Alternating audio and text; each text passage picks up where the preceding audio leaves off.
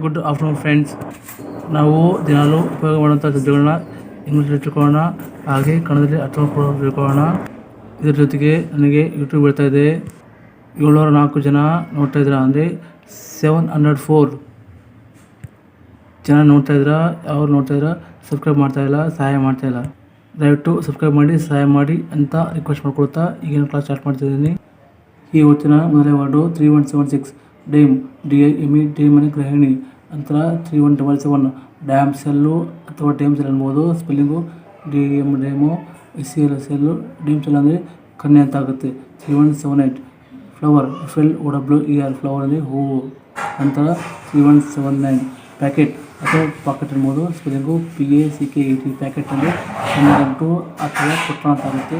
3180 packet, pack, PACK pack ಅಂದರೆ ದೊಡ್ಡ ಗಂಟು.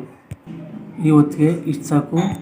ಮತ್ತು ಸಾಯಂಕಾಲದ ಕ್ಲಾಸಲ್ಲಿ ಸಿಗೋಣ. ಆಗ ಇಂಗ್ಲೀಷ್ ಶಬ್ದಗಳು ಮತ್ತು ಕನ್ನಡ ಅರ್ಥ ತಿಳ್ಕೊಳ್ಳೋಣ.